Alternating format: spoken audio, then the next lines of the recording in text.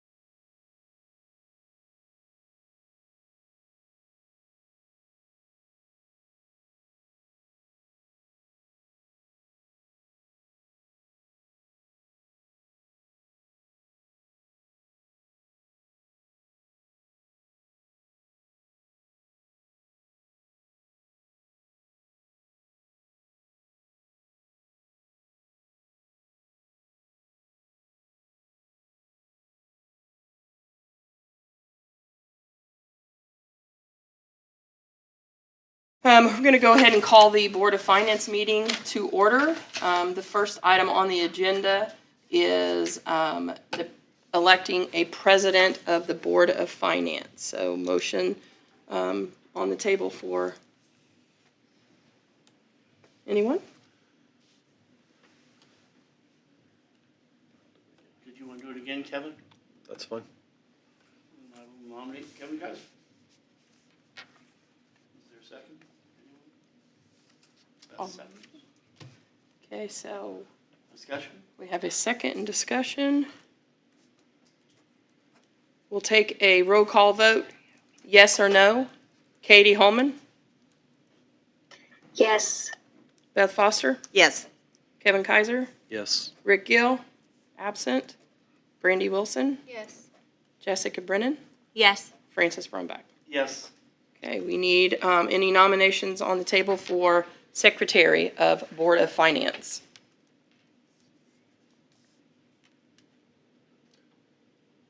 Jessica, are you up for it? I'm up for that. Then I nominate Jessica. Brennan. Do we have And a I'll second? second that. Okay. Hey, Rick, we're started. Are you on your way? Yeah, 6:30. No, 6:30. Where are you? Okay. Tell me to transfer. Well, Francis must have been wrong, so. No, it wasn't. No, we're electing officers for the Board of Finance. Okay, so we have a motion on the table with a Pardon me? second for Jessica Brennan. We'll take a roll call vote. Katie Holman? Yes. Beth Foster? Yes. Kevin Kaiser? Yes. Brandy Wilson? Yes. Jessica Brennan? Yes. And Francis Brumback. Okay. Yes. Passes 6-0. Okay, investment report. This is for discussion only. Mrs. Kendra Franks will present that. I believe everything's in your board packet as well. Yes, as well as a handout that is at your seat. So I just want to quickly go over the bank comparisons for, first up is the interest that we've earned year to date. As you can see, our FCN bank accounts are earning a little over 4%.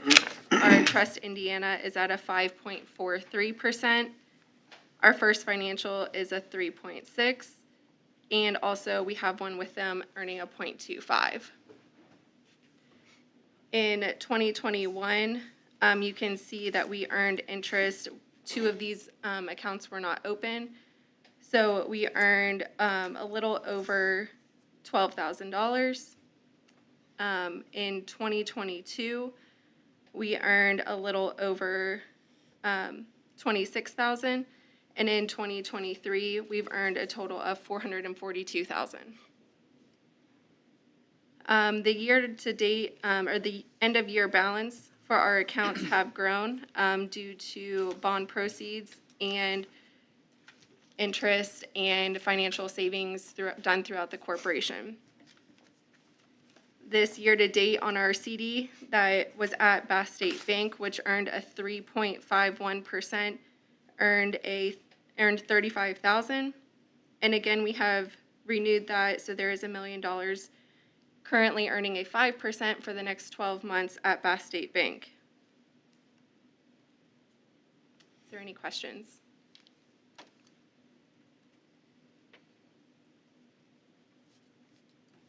Is that interest compounded yearly? For the Bass State? Yes. Yes.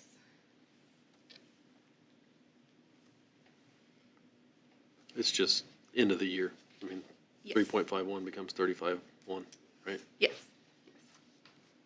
Okay, so if there are any additional discussion on the investment report? That was for discussion only, so we'll move on to item number 4, the Corporation Fiscal Indicators Annual Report. So this annual report is found on DUAB's website. They publish these a year behind, so we are looking at the 2023. You can see here that first up is the net assessed value for 2023 for all of our property was $908 million. I did make a few notes here on my own just to share with you in comparison. In 2022, our net assessed value was $772 million. In 2024, it is $978 million. And because of that net assessed value rising every year, this has given us the ability to take out additional bonds that we have done over the past few years to do projects such as the turf, or this one that we just completed in December will allow us to do the roofing repairs that are needed at the high school and middle school. You can see next up is the average daily membership, which is our student count. It is a graph that shows all the way back to 2014. And again, I just made some notes on my own personal one, but again, this is found on DUAB's website if you want to go in and get more additional information. In 2014, our fall count was 2,585 students. In 2022, our fall count was 2,032. And actually, our fall count for 2023, I apologize, 2023 was 1987.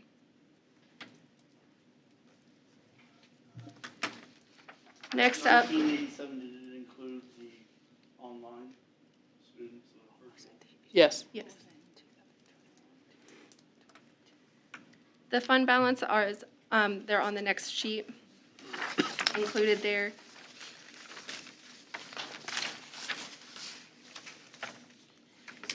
Now, the one to note is in the 2022 column. You can obviously see a growth in the education fund. Again, I have made some personal notes on here that in the 2021 column for education, we received $14.8 million, and we had 14.7 in expenses. In 2022, in the education fund, we had 15.3 million in revenue with 13 million in expenses. Again, this is due to savings that we have made through the corporation, along with the ESSER money, which was federal stimulus that came in to help with COVID expenses. We were able to shift expenses out of the education fund. Those expenses will be coming back on. One of them is completely ended. The other one we see will be ending very soon. So that has enabled us to build that education fund for the time being. The next graph is the annual deficit surplus graph, and you can see in 2014, 2015, 2016, 2017, and 2018, we were in deficit spending between education and operations, what we received and expended. In 2019, and 21, and 22, we had a surplus. Again, if you want to look at this farther, more detail is available at DUEB's website. Kendra, can I ask a question? Yeah. Just noticing before 2019, there was no education fund. That was because the Department of Education, our funds, it was considered the general fund. That went away and became the education fund. So these numbers, I would say before 2018, those are necessarily true in fact because it's not included in this. But you can see in 2019 on, that is our current accounting system with the Department of Education, the funds. Okay, thanks.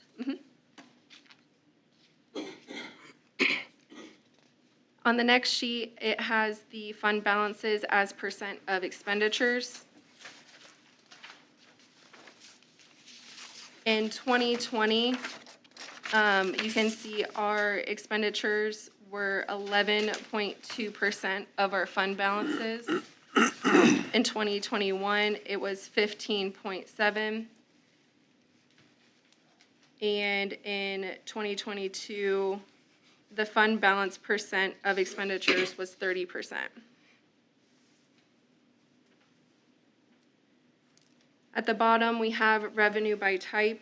It shows where our revenue comes from.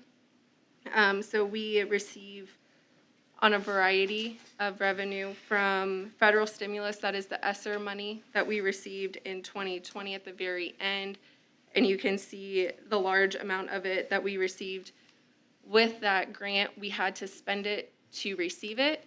And so you can see in 21 and 22 were most of our expenditures when we started using that money. And then we received it back by filing from the state. You can see in the yellow, that is our federal revenue. The blue is the state revenue that we receive per student. And you can see in 2021, when we did have a slight increase of enrollment, you can see that it did go up a little bit. In that as well, we also have other local revenue that we receive from miscellaneous avenues, along with our debt revenue. I explained at the very beginning how our assessed value allowed us to take on more debt because it grew, and that's why there is a larger green area in there. We do not have an operating referendum, so that is not shown on here anywhere. And then lastly is the local tax revenue that we receive from property taxes. And then the last sheet would represent any referendum that we have. However, since we don't have any, it's obviously at a 0%. Do you have any questions?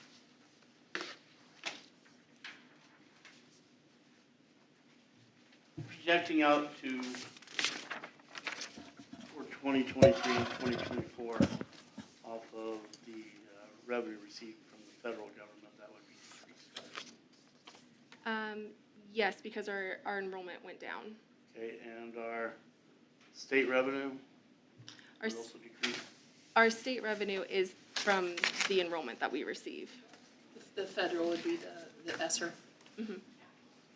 We'll still get our typical title grants, but the ESSER Okay. obviously will be. So. Thank you, Kendra. So the last item on the Board of Finance meeting is a review of policy 6144. That is per Indiana code.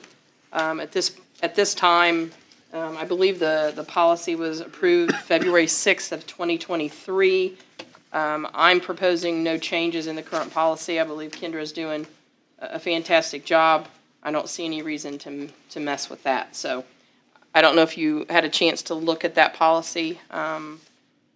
Any changes you would like to discuss, or it doesn't need to be approved if we're just going to review. So.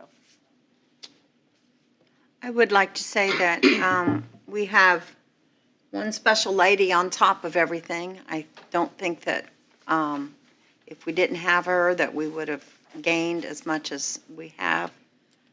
She's out there and she's looking for us. So thank you, Kendra. Thank you. Okay, anything else to add? So we're going to adjourn the Board of Finance meeting at 6:47 PM. The regular board meeting will start at 7 PM. So he will mute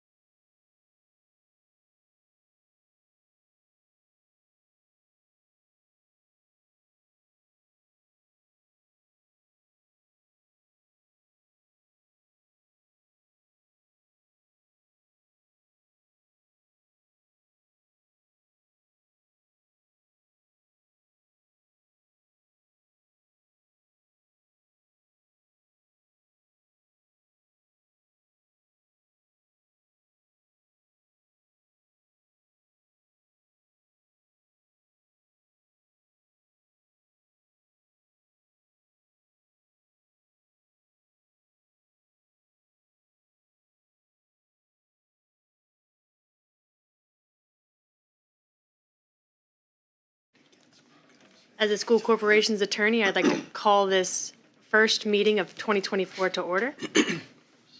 And I would entertain a motion to appoint a board president if one is to be made. I would like to nominate Frances Brombach as president. Is there a second for Ms. Foster's motion? Mr. Gill seconds. I second it. Thanks, Katie. We'll take a roll call vote here. If I could have a vote from Ms. Brennan, Yes. Ms. Wilson, No. Mr. Gill, Yes. Mr. Kaiser, Yes. Ms. Foster, Yes. Ms. Holman, Yes. Mr. Brumbach. Yes. 6-1. Is there a motion for a vice president? Make a motion, Beth Foster. Is there a second? Seconded. Thank you, Mr. Brumbach. Any discussion? Ms. Brennan, No. Ms. Wilson, No. Mr. Gill, Yes. Mr. Kaiser, No. Ms. Foster, Yes. Mr. Brumbach, Yes. Ms. Holman, Yes. 4-3. Motion passes. Who were the no's? Okay, I got 3 no's. Okay. Yep. 3, okay. Is there a nomination for the secretary? I'd like to nominate Rick Gill. Is there a second for Mr. Gill? Yes. Nominated by Ms. Holman. Any discussion? Vote Ms. Brennan. No. Ms. Wilson? No. Mr. Gill? Yes. Mr. Kaiser? No. Ms. Foster? Yes. Ms. Holman? Yes. Mr. Brumbach? Yes. 4-3. Motion passes. Is there a nomination for a legislative liaison to the ISBA? I nominate Kevin Kaiser, if you would accept it. Is there a second for Mr. Kaiser? I'll second that. Seconded by Mr. Brumbach. Any discussion? Did you accept it? Yes. Sorry. Roll call vote. Ms. Brennan? Yes. Ms. Wilson? Yes. Mr. Gill? Yes. Mr. Kaiser? Yes. Ms. Foster? Yes. Ms. Holman? Yes. And Mr. Brumbach? Yes. Motion passes 7-0. At this time, I would like to cede my seat to the new board president, or the reigning board president, Don't say old. Mr. Brumbach. Thank you.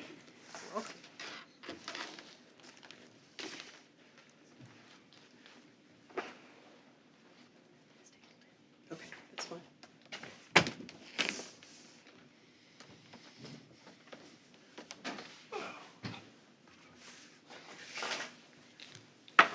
Where are we? Thank you. We're way past that. Of business manager, corporation attorney. We are, we're date, time, and place. Okay. First order of business is establish the date, time, and place of our board meetings. Keep going. Show off. There you go. Right there. Let me babysit the kids out. Do we have any, Make a recommendation, we keep it the way it is right now. Second Second Monday of the Monday. month. Second Monday at 7 o'clock. is there a second? I'll second that. Is there any discussion? I'm sorry, I did not hear that. It's the Is it- second Monday. I recommend the second Monday of the month for regular school board meetings at 7 o'clock. Same as it is now. Thank you. Is there any discussion? Well, that won't, okay. I guess we'll take a roll call vote. Motion. Oh, we did. Yeah, we did. Oh, who was that? Rick Yeah. made a motion and Jessica Jessica seconded. seconded. Got it. Yes, thank you, Kevin. Beth Foster, Yes. Kevin Kaiser, Yes. Rick Gill, Yes. Randy Wilson, Yes. Jessica Brennan, Yes. Katie Holman, Yes. and I'm a yes. Next up is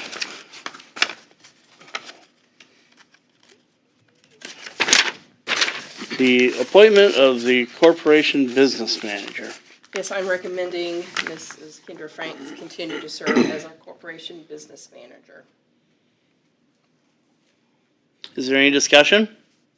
I'll make a motion to approve Kendra Franks as the business manager. Is there a second? Second. Okay, roll call vote. Beth? Yes. Kevin? Yes. Rick? Yes. Brandy? Yes. Jessica? Yes. And Katie?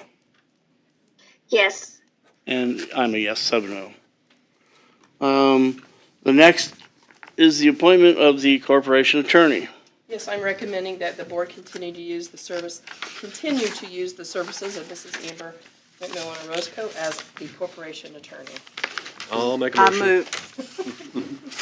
I'll second that. Pretty popular there. Yeah, I guess so. Okay, Beth? Yes. Kevin? Yes. Rick? Yes. Brandy? Yes. Jessica? Yes. Katie? Yes. And I'm a yes. Congratulations. Now, the approval to accept out-of-district students. First, we have the annual per diem compensation. I'm recommending that we continue to compensate board members $2,000, which is the maximum we can, as an annual per diem for 2024, 2025. Any discussion? Is there a motion? I'll make a motion. Rick has a motion. Boy, that was close. I don't know who got it first. We'll go with Beth. Vote. Beth? Yes. Kevin? Yes. Rick? Yes. Brandy? Yes. Jessica? Yes. Katie? Yes. And I'm a yes. Okay, the next is to approve out-of-district students in all grade levels in all buildings.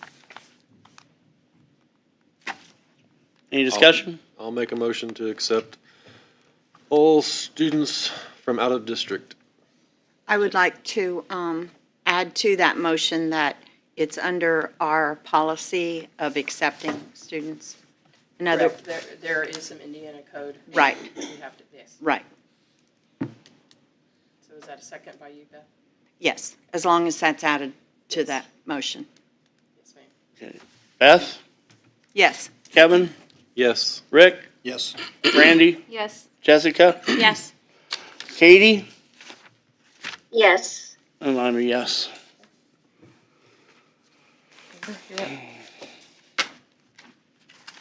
Conflict of interest. Each year, we are requiring board members to disclose any conflict of interest that any of you may have. The code, the Indiana code that we're following, any public servant, which includes you as board members, you have to disclose if you have a pecuniary interest or derive any profit from any contract with, in this case, the governmental entity, which is the school. Does anybody have any conflict of interest to disclose at this time?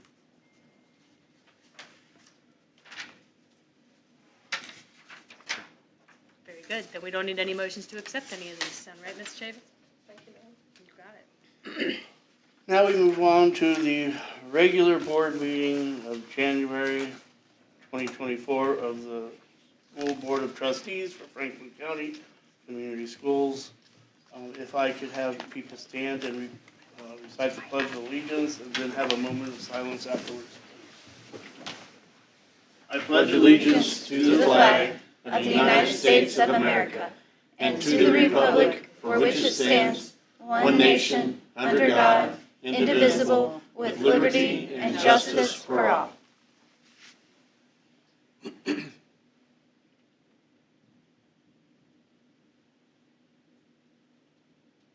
Thank you.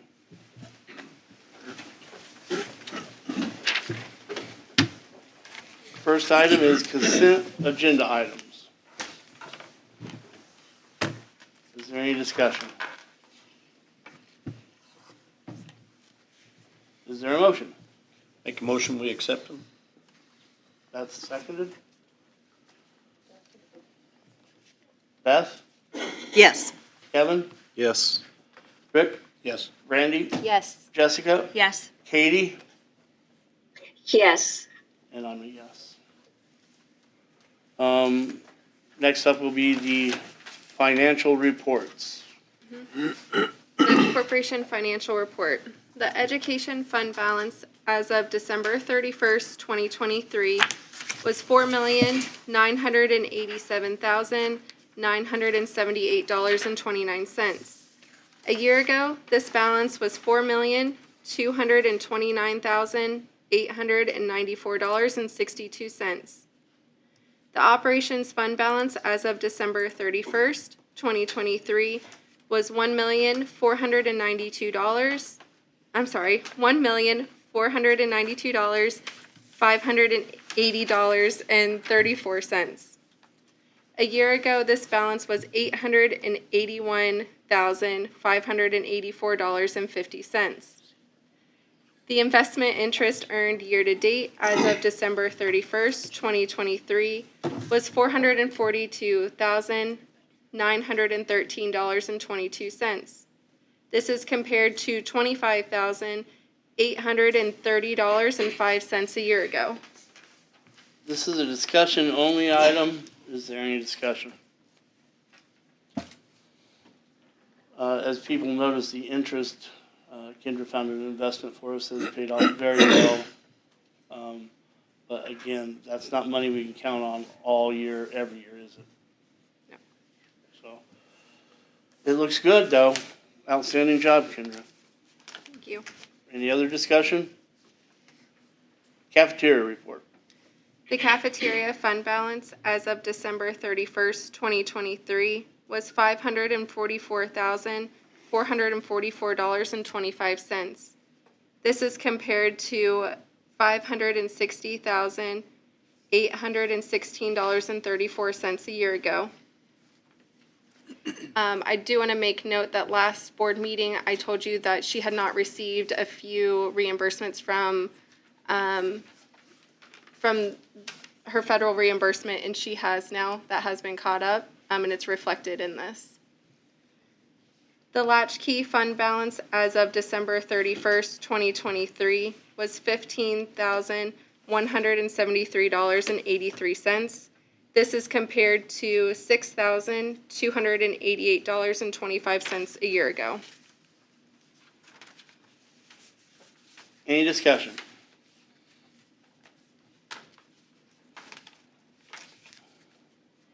Next up is permission to apply for 2024 Franklin County Community Foundation project grants. Yes, as part of their application, it does require that the board acknowledge and approve that we're giving our teachers. I've had several reach out today, several last-minute letters that I've had to write today. So I'm asking for board approval that individual teachers and/or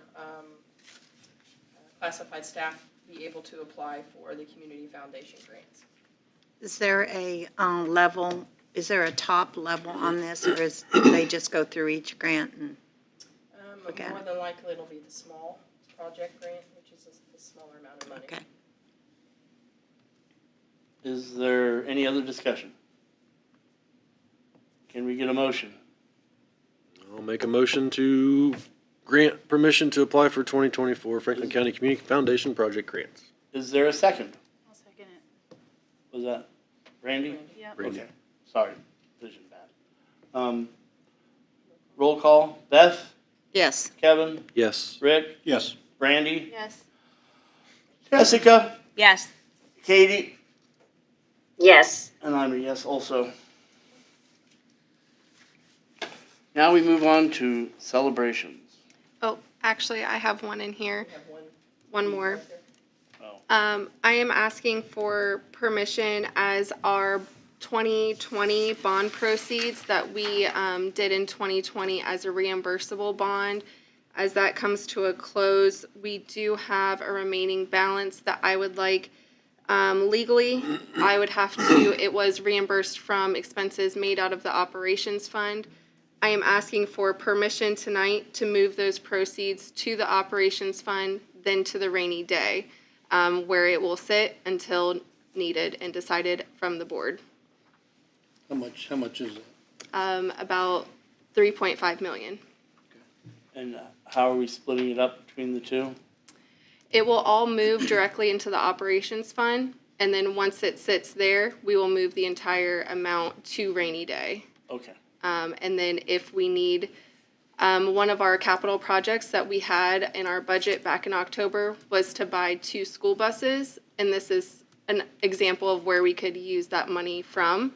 We could take money from rainy day to purchase those. That's just an example, but that will all, before anything is spent, it will come to the board and for approval. And you say you take it out of, you put it in the rainy day fund, and you said you take it all out, or just the portion that you put in? Just the portion, Okay. yeah, just the portion. So if this does get approved, I just want to note, and I will make this note next month when when I read off the operations balance, it will reflect this. So it will show an inaccuracy of revenue just because we're moving this bond into here. I make a motion that we do what she said. I had it all and it just, it was gone. I second that. Okay, roll call. Beth? Yes. Kevin? Yes. Rick? Yes. Brandy? Yes. Jessica? Yes. Katie? Yes. And I'm a yes. Now we move on to celebration.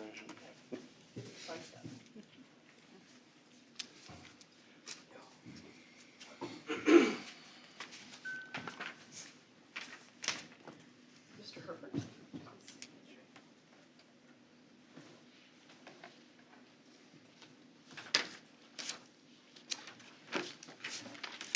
So it is my honor tonight to recognize Mr. Derek Herbert as he currently teaches at the middle school and the high school. He's being recognized for this honor representing the middle school tonight. So he teaches in the engineering and the gateway and the computer science classes in both buildings. He's been with the school corporation for 11 and a half years. He graduated from Grace College and with a bachelor's degree in youth ministry and information systems. He was nominated for this honor by a student, and the student responded, "Mr. Herbert does everything he can to improve his classes, environments, makes everyone feel welcome and included, and he is a very nice person." He puts a lot of effort into his work. In addition to his teaching responsibilities, he sponsors the esports, Students for Life, Robotics Club, and the Programming Club at the high school. And then at the middle school, he sponsors the Fellowship of Christian Athletes. He's a pastor at his church in West Harrison. And a piece that I'm going to have him speak about here in a little bit, the esports, which I was probably reluctant at first, you will have to say that, but I have quickly bought into the esports club at the high school. It just reaches a different population of our students, and if you're paying attention, a lot of colleges are adding esports, building brand new nice facilities for these students. So it's something that he has a passion for and something I wanted him to speak about tonight. In his free time, which is very little, he spends a lot of time with his wife and his 3 kids. He does play the drums, which I did not know. And I know you're a big soccer fan. If you go in his room, you'll see all of his soccer banners and scarves. He goes to Indy 11 soccer games, which will be getting a new facility, so you're going to have to travel a little further. So in his free, as well as printing interests in the 3D printing and the models and that thing. So when asked about what he loves about teaching, the best part of this job is that students often teach me as much as I teach them. I enjoy teaching our students how to think like an engineer by solving problems or a computer scientist to make decisions using data and applications. The students are teaching me how to be patient, kind, gracious, and forgiving. They're all actually teaching me to be a better teacher, a better person, and a better parent. So congratulations. Introduce your guest, please. Yes, this is my wife, Amanda. This is my grandma, Alpha. And then my mom, Sheila.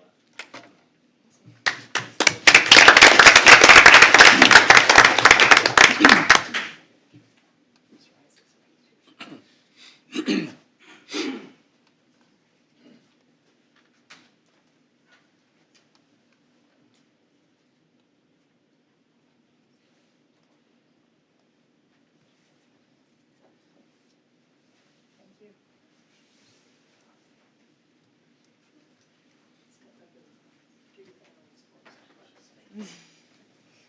going to have them talk about esports real quick.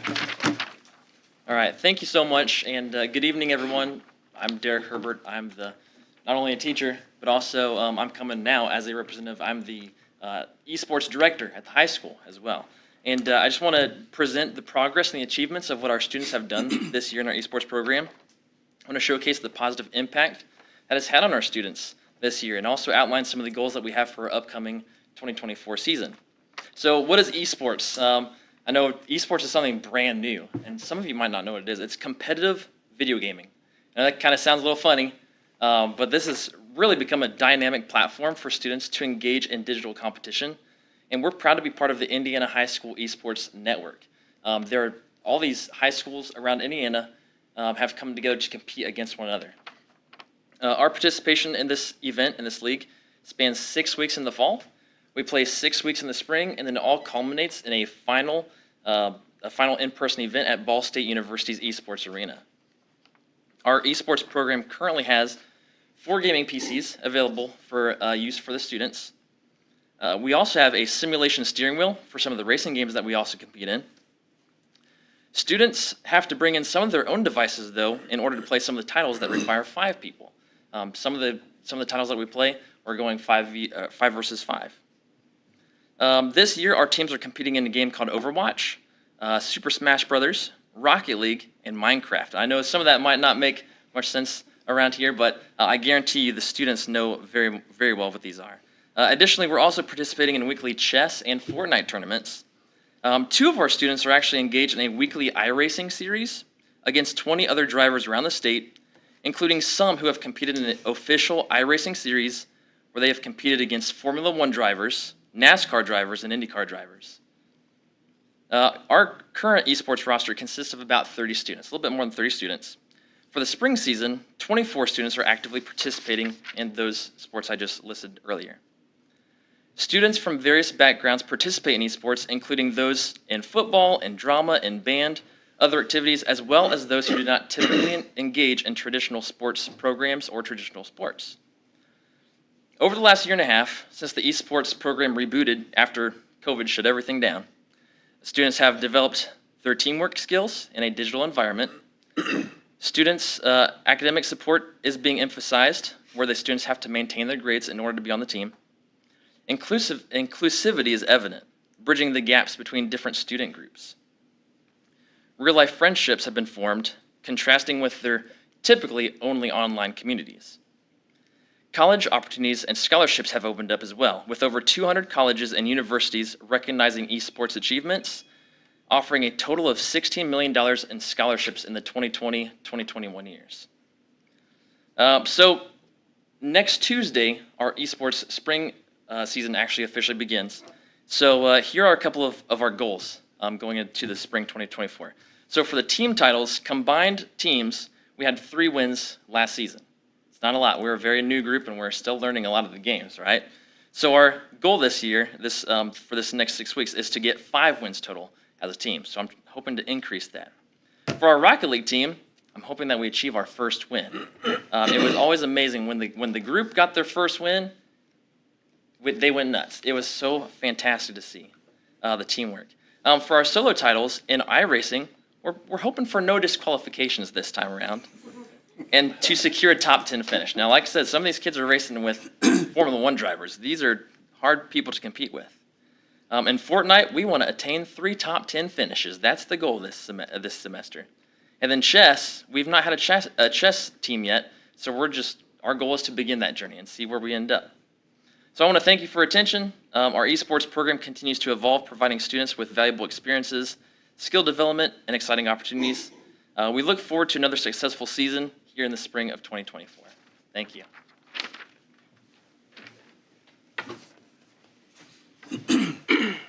Can board members If we do, can I go watch? The last thing I want to highlight is the high school graduation rate for 2023. I know that it's been on Facebook. There's been a couple stories, Rhian, I know that it'll be in the local paper. I sent it to Mrs. Duffy. The 98.22% of the class of 2023, state average was 88.98%, so we were 10% above the state average. This graduation rate of 98.22 is an increase of about a little over 3% from the class of 2022, and it's a 10% increase over the last 5 years. And if you've taken a look at the area graduation rates, minus Oldenburg Academy, which was at 100%, we have the highest area rate at 98.2%. So congratulations to the class of 2023 and the staff at Franklin County High School in this achievement. So. That's awesome. Yes.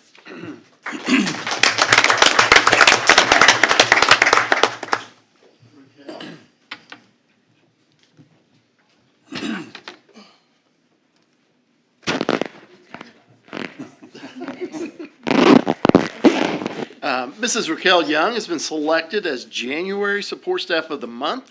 Raquel currently serves as the Secretary Treasurer of Brookville Elementary School. She's worked at Franklin County Schools for 5 years. She's attended Ivy Tech and received an Associate's of Medical Assisting as well as a Certified Medical Professional Coder. She was nominated by many, many teachers and students at Brookville Elementary School. When asked why Mrs. Young should be considered for the recognition, they responded, "Raquel does so much for our school. She is dependable and always has a smile on her face. She's a hard worker and handles all of her responsibilities well." They also stated that Raquel is the first one in the morning to greet you with a smile and say hello.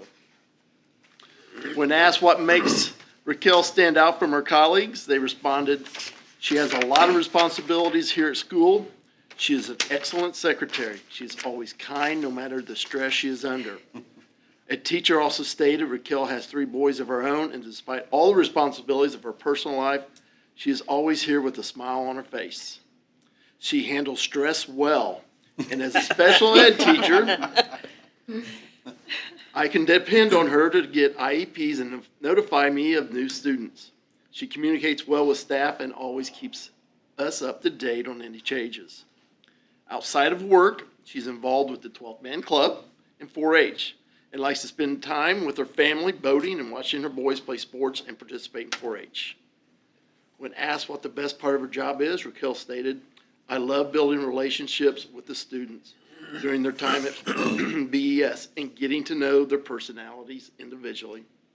It's truly an honor when I see students outside school and they run up excited to see me and introduce me to their families. It's such a blessing as well to work with some amazing coworkers and to make coming to work not feel like a job but a family." Congratulations. Thank you. You want to introduce your... Yes, it's a big group. My husband Ryan, 2 of our boys, Cameron and Cash, and then my mom Debbie, my dad Greg, my mother-in-law Judy, and then of course my lovely boss and my beautiful sister. I may or may not be biased, but when the elementary was out of a nurse, out of a custodian, Raquel was constantly filling in for those roles as well as the secretary of the elementary. I saw her pick up quite a few hours and work very hard at every avenue, so she's well deserved. Get a picture. Yes. You know, we sit up here every month and we go through all these here.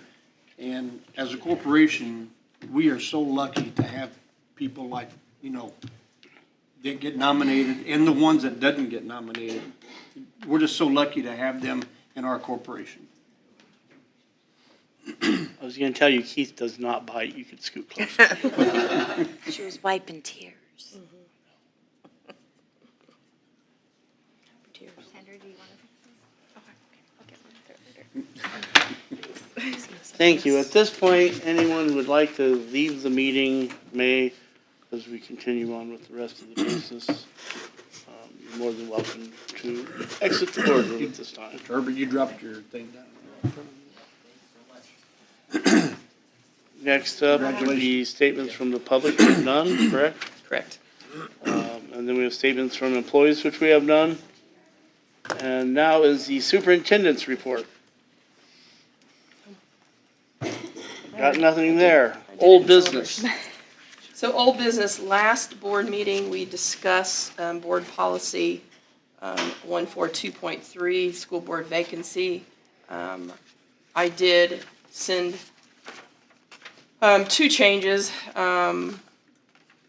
via email in between the two board meetings. I did add the word majority, and on the second page, number 4, the vacancy will be advertised for 10 days. I think there's been some additional discussion or thoughts based on those two items added. So before we would approve any kind of changes, we need to discuss a couple of things that Mr. Kaiser has brought up. Go to on the second part, the vacancy advertising. If we know, I would add the word minimum and possibly change it to 7 days. That just puts the minimum time we have to advertise. If we were to, if someone came in today and resigned and it took effect today, we would have to advertise for a minimum of 7 or 10 days, whatever we decide, but it's a minimum. If we know 3 weeks before today and it takes effect today, then we can advertise for that entire 3 weeks or whatever. We just need to set a minimum for how long it needs to be advertised. So I would suggest changing that second part to the vacancy will be advertised for a minimum of 7 days. We can make it as long as we want or need or can to get as many options. Can I add one more point of clarification? If we say, if the goal is, to advertise for a minimum of 7 days, are you stating that we cannot begin interviewing until the 7 days is over? Just thinking an extreme case of Right. 1 day of advertising, we'll let it run for the other 6 or 9 days, but you already picked somebody and put them in. I mean, is that just avoiding something like that? When I put out the notice, it would have 7 days in that, so we would take applications for 7 full days. Before beginning? Correct. Okay. Yeah. Do we want that in this policy? And Doesn't mean that you can't, if it goes to the board president, doesn't mean that you're not reviewing who's sent that in. So you're always gonna know during that 7-week window who's applied for a board. So you could do your homework if you need to. yeah, you'll get a notification of if the letter goes to It goes to Amy the or board Francis. president. Yeah, he'll send it out to us. You don't want to start interviewing because the board does the interviewing. So you don't want to do one and then try to get everybody back for the next one and so on and so forth. You want to schedule them all together. And this, just thinking in terms of extremes, just to avoid a case where, we would say, well, we're going to let it run, but we've already got the person we want, so we're just going to go with it. Just a thought, not like anyone's that malicious, I wouldn't think, but just the fact of, putting it in writing Put what in writing? before we would proceed with interviews or selecting a person. In other words, you would say that it would be that the minimum of 7 days, that no interviewing will proceed before that? Prior to interview. Yeah, something like that. And I don't think that would move that fast anyway, but if we're looking to create a policy, So, the only question I have is with that policy, how would we decide the maximum length of time for advertising to where there's a cutoff? isn't I that don't- Be a decided board by this decision or? already? I don't think you would put a maximum in the policy because Well, I'm just asking, does the board come in and vote on how long they would run it based off what they have? I don't see the harm in advertising for the entire time frame. You would put a deadline, I would imagine, within that 7-day period or 10-day period. You must have your letter of interest. Correct. I personally think you have to have an end date. It would be in the advertisement, correct? Right. Yes. what if you, I was going to say, what if you made the end date the effective date of the resignation, but no less than 7 days? That way, let's say it ended 3 weeks before the next regular board meeting when it took effect. That means it would be advertised for 3 weeks but I think that's too long. I think that's way too long. That's why I stopped.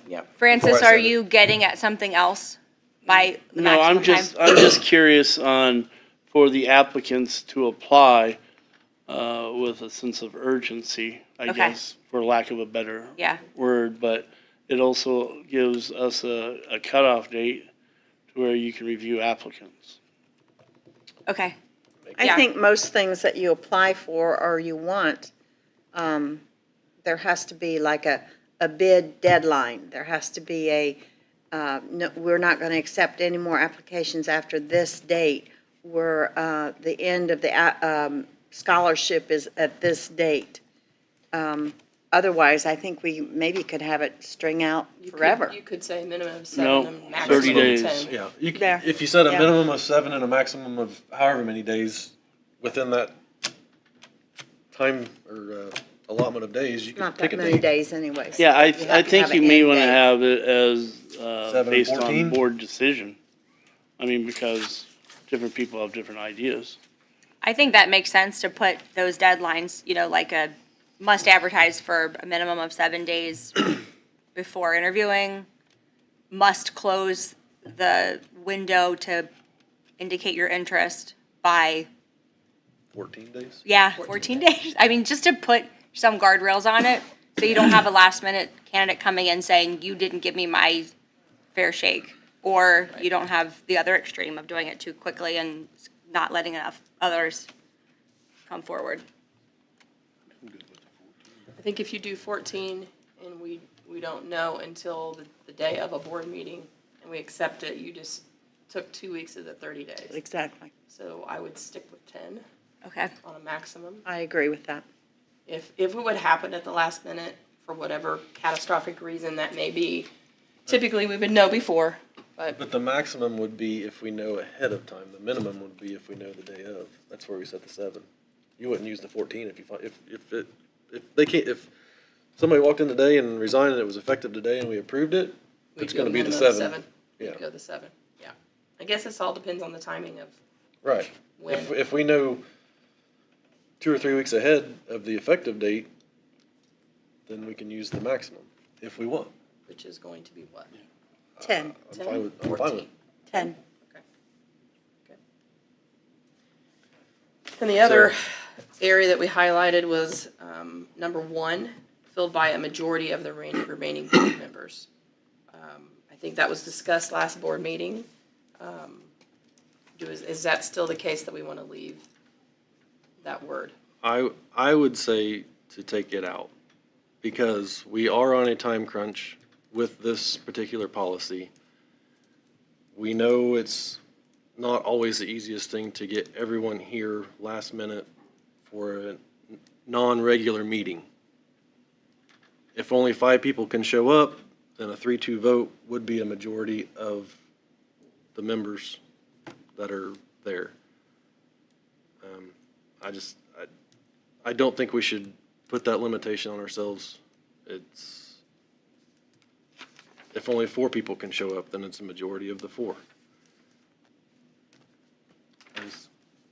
I think if you put a majority of the remaining members, you are limiting ourselves to vote, hold interviews, whatever, if somebody cannot make it for whatever So reason. what you're saying is we should have a majority of the board members present? I think it should be the same as it was. We added that word, so he's just saying strike that word. A vacancy shall be filled by the remaining board members. So whomever's present that meeting, we take the majority, whatever that number may be at that night. Correct. That's the way every other vote is, and that's how it I'm good was with written that. before. So the majority was never in the policy, so that was an addition. So are you asking me to strike that then? That would be my motion, is to strike majority, and my motion would be to strike the word majority, which isn't there currently, and change the advertised to a minimum 7 days, maximum 10 days. Kevin, And I think that's kind of a little bit harsh because if you have a board member that has a death in the family or something of that and would really like to be there for that vote, I mean, there's all kinds of circumstances why you can't be there. So, I mean, I don't want to take a vote away from a person that has a extremely important reason It's just for like not Katie being there. tonight. Would you be able to vote? Yes, she can. Yes. Yes, she can do that tonight. Would we be able to do that if something like this come up? Yes. There are certain reasons you cannot, and that's not one of them. Correct. So virtual attendance and voting is allowed for this particular For this- agenda item. Yes. But I would say that's exactly why I wouldn't put it in there, because things do come up last minute and we're on a 30-day time limit. So then you'd have to reschedule, get everybody on the same page again to make the meeting. No, I don't want to take anyone's vote away, and as Tammy always does, try to find a date that works for everybody. But we all have separate lives, and last-minute things don't always work out. That's my reasoning for that. And I have a question back to putting a time limit on it, or if saying 7 to 10 days. What if, since we're playing that, because a lot of things can happen, what if we don't have anyone apply for it? And after we've said from 7 to 10 days, and 10 days comes and no one has applied for it, at that point, what would we do? Have we pigeonholed ourselves to? I would think that the board would come together and say, we're going to advertise try to an recruit additional, some- or you're on the phone, you're recruiting somebody to interview. Number 3 says the board shall seek Yep, qualified and we're interested seeking. persons, so start seeking So harder. wouldn't it, if you didn't have anybody, wouldn't it go to the judge? 30 days. I'll just hide harder. That's what we'll do. Or, Well, in or 30 question why nobody likes days, us. in 30 days, it would go to the judge. Right. Is that okay with you, Brandy? That's fine, I just don't want to have that mark it at a 10-day mark Oh, and yeah. no one. It's entirely possible that that event would happen. I had that thought too. I mean, we could always add another caveat to that you can extend. The board At that has the point, discretion We've already to met just the board extend. policy, so Right. Yeah, it would be the next qualified candidate. Right. That's how long you would keep it open. So I have deleted majority, and then I have a minimum of 7, maximum of 10, and then before interviews will take place. Is that still something you want in there, Mrs. Brennan? yes. Say that last sentence again for me, please. Minimum of 7 days, maximum of 10, before interviews will take place. Okay. Just so that all of you know, there are times that when you're all talking, the microphones are very scratchy. I can only imagine what our audience is hearing. And so I have to really discern what you're saying. So please make sure that you're clear and that you come up to the top of your microphone. That will help me, and I won't interrupt quite so much. She's not. She's picking You're up. technically not hearing on. these microphones up here. It's a microphone on that laptop over there. So, yep. I'm sorry? We need. All the sound and voices that you hear, Katie, are on a microphone on the laptop over by the wall. It's not the microphones in front of us. So we will try to speak louder. I think what's coming across on the screen, though, just so that you understand what I'm saying, the microphones that come across the air or what's being projected, a lot of our words, boy, I wish I had heard this earlier, even in other meetings, they are somewhat muddled. I don't know if she can, because there's probably a little bit of a delay, so. I wonder if she's got both going. Is there an individual in particular you're having problems hearing? You. I'm sorry? Thank you. You're one of them, Francis. That was for your benefit, Francis. Is there an individual in particular having problems hearing? I just want to make sure that if I'm going to cast a vote, that I know exactly what I'm voting for. Okay, And so, thank you, Rick, for I've asking made, if I could vote. right, I will make those changes, so I need a board vote to approve for the policy 142.3. You want to read the entire policy so that Oh, everyone's aware of it? No, No, no, that's long. just the amendment parts. The amendment, I'm deleting majority, and I'm adding the vacancy will be advertised for a minimum of 7 days, maximum of 10 before interviews will take place. That's what I'm changing. I would make a motion to approve that language change. I will second. Okay. Was that Brandy or Jessica? Jessica. Jessica. Okay, roll call. Beth, Yes. Kevin, Yes. Rick, Yes. Brandy, Yes. Jessica, Yes. Katie, Yes. and I'm a yes. All right, moving on. Okay. I can't turn the page here. They're sticking on me. New business. New business. Okay, we have Mr. Hofer here tonight. He would step up. I did not put this under field trip request because I think it's a little bit more than a field trip. It's actually, he's requesting to go to Germany and Switzerland in June of 2025. Correct. So there's a thick packet in your board packet, but I asked him to be here tonight to answer any questions for you. Absolutely. Yes, a little bit more than just a regular Yep. field trip for sure. So thank you, Adam Hofer from the high school. I'm excited to present to you about the opportunity to take our students to Austria, Germany, and Switzerland in June of 2025. As you may know, we have a trip coming up this June, June of 2024, where we're going to the capitals of the British Isles. So that trip has been approved. So it's through the same company. I went on a trip in November where I went on a train trip with the company to Rome, and have been kind of blown away by the company EF and what they have done and what they're going to do for our students. So it was good to be kind of a part of that train trip and see how the company kind of outlines traveling with students. So I'm coming in and seeking approval for this 10-day trip. We weren't necessarily planning to have a trip this soon back to back, so the goal was to have kind of every 2 years. But in talking with the band program, they also do travel, and so we're trying to figure out how we can spread some of the travel out. And so they're doing the even years, and we want to try to get on the odd year cycle.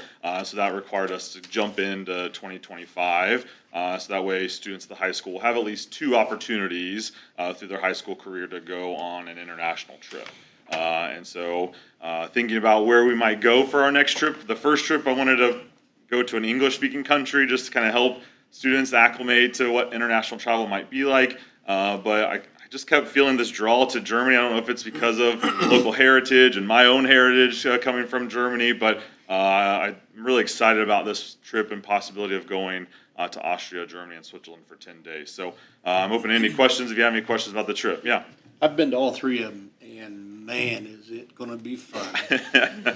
I'm excited to see the Swiss Alps and just to be Yep. a part of all of that. Kind of the southern part of Germany is where we'll spend most of our time. Oh, So it's beautiful there. that's what I hear. This didn't stem from The Sound of Music last year. You know, someone asked me that. It's like, were you inspired by the sound of it? It may be, inherently by doing that last year. I think possibly. So Well, the Trivial Pursuit question of what's the national flower of Austria? Edelweiss. that song will be played in my head while we're there. Probably, so. What's the turnout for the London? Our current trip, we have 21 students, 9 of their parents, and we have 6 chaperone staff from the high school. So there are 36 of us in total going on the London High, trip. low I think it's about expectations? normal. They usually want us to get 30. That allows us to have like a private bus and that. So I've been pretty happy with our turnout. So I'm hoping as we start to establish the program and kind of get in that cycle that more and more kids and really anyone can go. So we're kind of, we're supported by the school. So, other parents could go, staff members, any of you, if you wanted to come along, we would love to have Count me you in. be I'll go a back. traveler on the trip. So I'll go back. we'd love to have, any adults are welcome. And it's to- not limited to certain classes or anything? Nope, any freshman through senior can attend. That was- What's the charge gonna be for that? Yeah, so for this trip, I need to flip over to the cost here. Right now, we'll be at 16 months, so it'll be a little more expensive than what you see there, so probably right around $300 a month for students. So the grand total for students is $4,769 for them to pay. So is a hefty amount. We're working on fundraising. We've been doing a lot of fundraising this school year to try to help bring that cost down. So right now, most of the students have raised about $150 or so per traveler, which has been pretty good for them. So to be able to take a big chunk off, a little bit of a chunk off their trip. So, So Is there Adam, insurance they can purchase? there is. So Refund? as the director, as the kind of director of the team, I decided to include that in the price. So the global protection plan is already a part of that.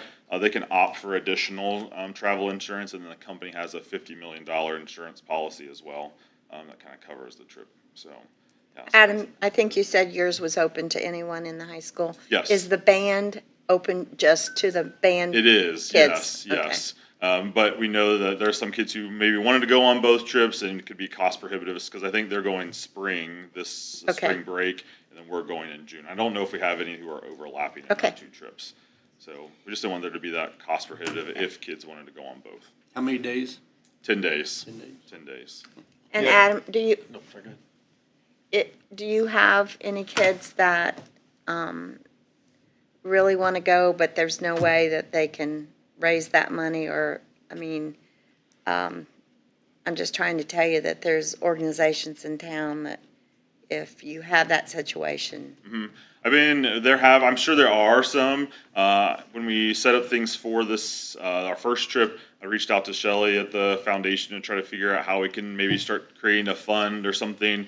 And I know there are probably benefactors in our community who would probably love to benefit Yes. and these students. So if there's anyone, if there's anyone who wants to support students and sponsor them, I would love to have those types of benefactors kind of step up. Because I just can't, like, the Rome trip, I had never been international, and just how much it opened my eyes to the world and different cultures, and it just makes me excited for our London trip and, Sure. and obviously this trip Sure. too. So. Did you set up a GoFundMe page? I don't know. I don't know what the rules and things would be for that. I don't know if there's, I don't know, I could look into that for sure. Adam, before you do, turn any kid down, talk to Shelley, and I'm not sure it would go through the foundation, but I know there's lots of people in town. I'd say your Legion, your KFC, your, all these Delts and Tri-Kappa, and all those would be, they would more than, be happy to help a child do that. Okay. Yes. Yeah, thank you. And then if there's any other connections you have, other people you may know, please let me know. I'll be happy to reach out to them and talk to them about our trip. I have a quick question. Yeah. I know you said that there's like insurance with the trip. Do you usually have graduating seniors that go? Because I know graduation is right before this. Right. If for some reason, I know we have a lot of e-learning days and waivers that go through with snow days, and we really haven't had to utilize snow days recently in the past years. But if for some reason graduation got moved back, how would that work? That's something that I don't know. I hope that doesn't happen. The way that the trip is set up, like our dates were just locked in about 2 weeks ago. So we will depart the Monday after graduation this year. And so I hope for our seniors who are on the trip that doesn't happen. There is some flexibility we can build in. So there's always kind of a window of time. And so up until, I think it's 160 days, we have some time to kind of adjust our time window before they start locking in flights and hotels for us. So that might be something I know that's not enough time probably before inclement weather hits. So so I think the best answer I could say is that they may have to miss graduation, or they would have to choose between either attending the trip. They can get refunds if they have the insurance up to a certain amount of days. I think it's 45 days before the trip, or choose to stay back for graduation. Trip. What is the drinking age in Germany? isn't it 18? It is. Yeah. Yes. So will there be a problem with that? For the London trip, we've adopted a no alcohol policy for all staff and all students. So we've adopted that for now. So They asked about the insurance. Is that for cancellation insurance or health insurance? it's all part of that. So there's a health piece to it, and there's also the travel piece. And It's you can upgrade that for later cancellation. If you want to be able to cancel, I think it's 30 days out from the trip and be able to get almost a full refund. I was trying to remember, it's Schengen countries? Is that how you say that? Yeah. That it's required health insurance, I think, travel yeah. insurance? I was trying to look at the, There are some that require you to have that health insurance. so I was trying to look at the brochure you, And the company is, if something would happen to a student or staff or anyone in country, they would pay for, if someone would become hospitalized in country, they would pay for their family member to be flown to meet them and then be able to pay for those hotels, those types of things. That's what that health insurance also helps cover. If there's any kind of last minute thing. Now, if something bad really happened, a person was killed or something, how will this company handle that? There are people I know who, we've talked to some of them when I went on my training trip there. I forget their exact title, but they're kind of the crisis management team. And before I leave, there's kind of a crisis management team through the staff at the building. So like Ms. South will be, notified, and kind of a chain of command of all of that. And I'm sure you all would be notified pretty quickly about what's been happening. And I would reach out to Tammy and say these things are going on, and they would kind of put into place immediate, probably getting us back home, whatever was happening, making sure that we were safe and attended to in those moments. Okay. So, with anything, there have been times where people have been delayed flights, and there's all the kinds of stuff that happens through travel. So, We need a motion. Is there a motion to approve? I move that we allow Mr. Hofer and his students to attend, no field trip, but a trip. an experience, Yes. international experience. A travel. I second it. Okay, roll call. Beth, Yes. Kevin, yes. Rick, Yes. Brandy, Yes. Jessica, Yes. Katie, Yes. and I'm a yes. I'll be there with you. All right. Thank you. Our call out will be probably right around February, so I'll make sure you all get an invite to that too. So you're welcome to come, and hope to see maybe some of you on the trip. So thank you. Thank you, Mr. Thanks. Hofer. Thank you very much. Next up is the start and stop times for the 24-25 school year. Probably 2 months ago, we came to the board and approved bus contracts. And if you recall, we cut about 8 routes. We were able to do that because we're going to go back to a 1-tier run and not 2. So that we'll be reverting back to, I think the times were in 2011 for that 7-year contract period. So all students will be, K through 12 will be on a bus at the same time, minus a few probably, transfers, et cetera. So I have prepared a draft for you, current time and a proposed time. So for the high school and the middle school, theirs is off by about 5 minutes. At the end of the day, they do lose 5 minutes of instructional time because I have to stay within the 7 hours and 15 minutes teacher contracted time. Brookville Elementary actually gains 10 minutes of instruction time by putting everyone back on a 1-tier because we drop off of the elementary first, and then they'll head to the middle school, high school, into the parking lot in the back and unload high school and middle schoolers. Mount Carmel gains 10 minutes of instruction time, and Laura Elementary stays the same at 385. Laurel does start about 5 minutes earlier than Mount Carmel because we need that time to get from Laurel in. It takes a little bit longer to get from Mount Carmel in for our drivers. And Brittany has timed this over and over and over. So she said, I need 5 minutes more. So they actually will be starting school at 7:50. This year they start at 7:55. So We're gonna back that up about 5 minutes. Instead of getting out at 2:45, they'll dismiss at 2:45. Teachers will get out 5 minutes earlier on their contract to meet the 7 hours and 15 minutes. So there's not a huge drastic changes. There are some benefits. Obviously, we gained some instructional time back at 2 of our elementaries, so that everybody's pretty equal. I think there's a 5-minute difference. And the high school loses, the middle school loses 5 at the end of the day. So I'm asking you for approval, so our principals can get it in their handbooks when they come to bring those changes, probably in March and April. Actually, when we changed those times, the elementary, I know Brookville, I can't remember whether, I don't know which other elementary, but they said they really missed that time, that instructional time. So I think that's really good that we can give them back that time. So I move that we, can I do Well, this? is there any further discussion before we call for a motion?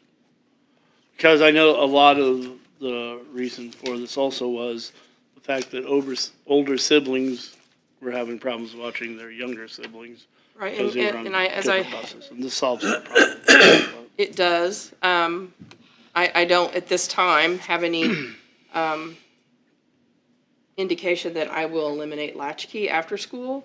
I think that still is a benefit for some parents, especially since we're having that till 6 o'clock. So at this time, I don't intend on eliminating that service for our parents. So regardless of whether some choose to go home now, we may see our attendance drop off a little bit, but as long as we're staying in the black, we'll continue to offer it. So. Is there any further discussion?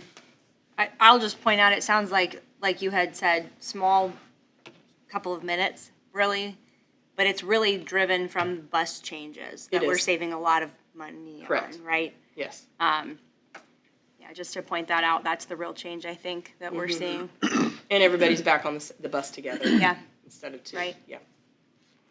Is there a motion? Beth? I'll make the motion. Second. Rick made the motion, Beth seconded, roll call vote. Beth? Yes. Kevin? Yes. Rick? Yes. Brandy? Yes. Jessica? Yes. Katie? Yes. And I'm a yes. All right, high school. Thank you for waiting patiently. We have, so that I saw the email today. They're ramping up scheduling for 2025 here in the next couple weeks. So we have academic handbook changes. This is not the student handbook. This is academic changes, meaning courses. Thanks. Thank you very much.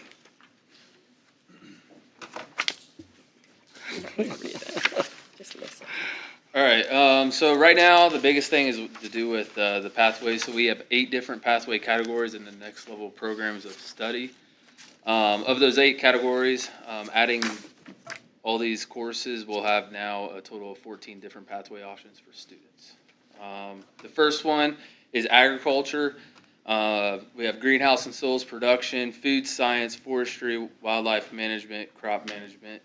Those are the descriptions in the Indiana Department of Education state course codes. A lot of these are going to be alternating years. So like greenhouse soils production will be offered next year, and then landscape will come the following year, like 2025, 2026. It's to give those kids more options throughout their high school career. Next is local creative pathways. So we had to get those state approved this year. The first one is band. You have to have certain classes to get those approved. So the first 2 is we'll focus on is band is beginning concert band, and then the intermediate concert band. In our academic handbook, we already had the advanced one. Adding these 2 will allow these kids that are in band actually have a pathway, so they can actually stay in band. Don't have to choose something they don't want to do. They can stay in band. The next one is art. The only ones we need to add for art is the advanced 3-dimensional art and the 2-dimensional art. That will, again, is to do with local creative pathways. Adding those will create that. Our choir pathway actually had all 3 levels already, so we don't need to add anything to the choir local creative pathway. And then the next one is with actually Mr. Herbert that was here. That is the computer science. So right now we already do principles of computing. So the next 2 phases would be website and database development. And then the last step will be software development. And then last three, just kind of different changes in the state DOE course codes. Digital applications responsibilities in our academic handbook, we do have digital and applications responsibilities 1 and 2. They kind of combine those. So we're just doing this, we're just combining it. So now it'll just be digital applications responsibilities with no prerequisites. Same thing for advanced nutrition and wellness. There was 1 and 2. We're just combining those as well. And then last but not least, for our academic handbook that we need change is the intro to construction. The only thing I have grades 8 through 12 is because it was just grades 9 through 12, but we're going to allow middle schoolers, 8th graders to come to the high school and come for intro to construction. They get that class and they choose to go to like Whitewater Career Center. It will get them better prepared. Now, what kind of construction? Like building trades or building? Yeah. So like framing and finishing and all that okay. stuff. So what Mr. Baldwin does. So, other than that, That's awesome there. that's all I got. Thank you. Any discussion? Need board action, please? I make a move that we accept them, Is there a second? the changes. I'll second. Kevin seconds. Roll call vote. Beth? Yes. Kevin? Yes. Rick? Yes. Brandy? Yes. Jessica? Yes. Katie? Yes. And I'm a yes. Thank you. Thank you very much. All right, Mr. Bundy will present middle school academic handbook proposal. You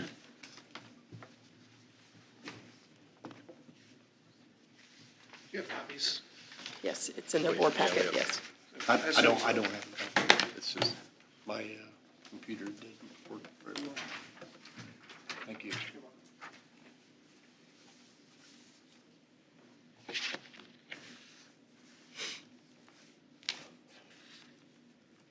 So handbook changes at the middle school, going through everything. We have some name changes that we didn't have at the start of this year that we will hopefully still have next year with changing staff, adding Mrs. Ratz and Mr. Hedrick rather than Mr. Tucker and Mr. Frank. We also want to remove all references to class fees because the state does not have us collect fees any longer. Want to add math lab as well. We've offered math and language lab whenever possible, but as we found out this year with last minute staffing changes, sometimes that we may gain or lose an opportunity, and I just want to be able to have it in the handbook in case we have that opportunity. So it would be accompanied by a statement that all classes listed in this academic handbook may not be able to be offered every year. I just want to make sure it's in there in case we have that opportunity. The Pride Plus certificate criteria, that's something that was started a few years ago, recommended by the governor of Indiana, and it was really put forward by the Career Center. And we feel like that is something that's important to recognize our kids for their attendance, their effort. But part of that community service, part of the criteria is community service. And because of changing classes offered, not all students have Mrs. Mitchum now, and they used to. And she did our tracking for our community service as part of her classroom grade. Since not everybody goes through her classroom, we don't really have that opportunity, and the tracking would be rather difficult. So what we're wanting to do is just strike that community service aspect from the criteria. Currently, the handbook states Do they still get credit for community service? if they have Mrs. Mitchum, it is an assignment that she does with them, and we encourage students that can do it outside of school to do that, but we also provide opportunities within the school to do the community service. So students within her classes do have that opportunity. Yes. As far as midterm reports. We want to change how we're doing the midterms.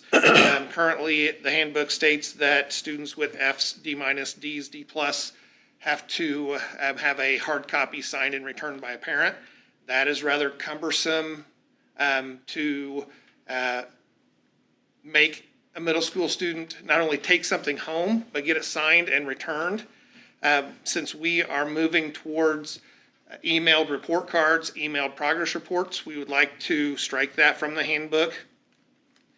And then just combine where it says report cards, midterm grades, reword that so it kind of incorporates both report cards and midterm reports.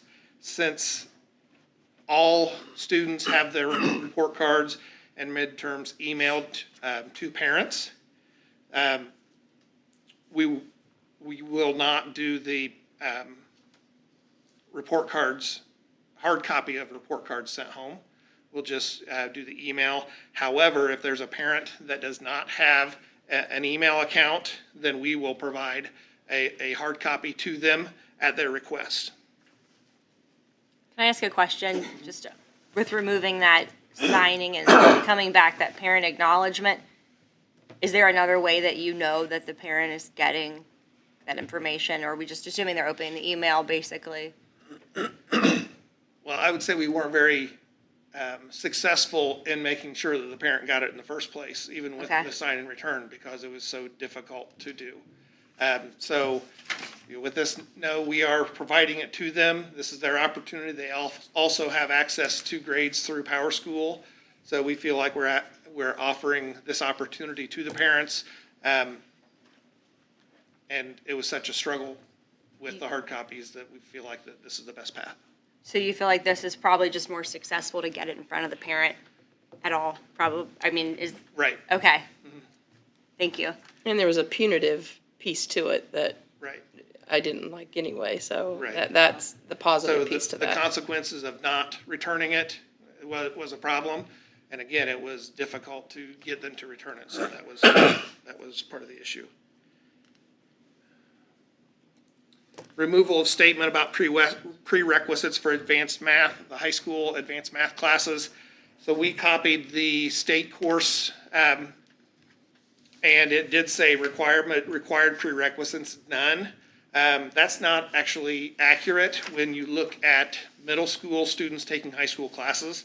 So we are striking where it says none, and then adding a statement about high ability requirements on pages 25 and 26 of the academic handbook. We are also adding the course description for instruction to construction. At the bottom, it does say recommended 9 and 10. We're going to add the 8 in there just like the high school did. And then, already talked about the classes not offered every class period or every school year. There's one section I did skip. There's a statement about high school credit classes, and Spanish 1, we have had that in our handbook, but we would like to remove that. There was a change a couple years ago that really made it so that Spanish 1 for an 8th grader was not the best course, but we kept it in case parents wanted to force that hand. So now parents or students can get dual credit for Spanish 3 and Spanish 4 starting their junior year. If they take Spanish 1 as an 8th grader, Spanish 2 as a freshman, Spanish 3 is at a sophomore, they don't get the dual credit. We feel like it is by far the best path to wait until a freshman to start that course. So we'd like to take that out of the handbook. Also, we had Ag 1 listed instead of Agriculture, Food, and Natural Resources, adding the construction class. And we had Computer Science in the course descriptions, but in this little blurb, Computer Science 1 was not there, so we wanted to list that. And I think that covers it. Any discussion? No questions, I'll seek a motion. Anyone? I'll make the motion to approve these changes. That was Jessica, correct? That was Jessica. Is there a second? Rick seconds. Roll call vote. Beth? Yes. Kevin? Yes. Rick? Yes. Randy? Yes. Jessica? Yes. Katie? Yes. And I'm a yes. I do want to point out that the academic, the high ability part of the academic handbook, we are updating some of those. Right now, we're crunching a lot of data, and we may be changing some of those. So that portion of this academic handbook, I want to bring back in February, so you can vote on that section alone. That will change nothing in any other part of it, but it's just that high ability section. Okay, thank you, Chris. Next up is the landscaping and mowing bids for 2024. Yes, I'm requesting permission to advertise for bids for the 2024 mowing and landscaping and weed control. We normally get started March 1st, 2024 through November. Bids will be received until 2 p.m. on February the 9th, and then I plan on bringing those February 12th for approval to the next board meeting. Is there any discussion? Is there board action? I'll make a motion to start advertising for landscaping and mowing bids. Kevin makes the motion. Is there a second? I'll second it. Randy seconds. Beth? Yes. Kevin? Yes. Rick? Yes. Randy? Yes. Jessica? Yes. Katie? Yes. And I'm a yes. Next up is the legislative update. Nothing. Oh, other, I'm sorry. Other, is there anything? Okay, now legislative update, sorry, Kevin. Nothing at this time. Session is getting started, so hopefully we'll start seeing some things on the agendas. Is there any future agenda requests? Do we have any recognitions or acknowledgements? Okay, at this point, we adjourn. The next regular board meeting will be February 12th, 2024 here, and there will be a special board meeting January 25th at 6:30 p.m. Thank you, everyone.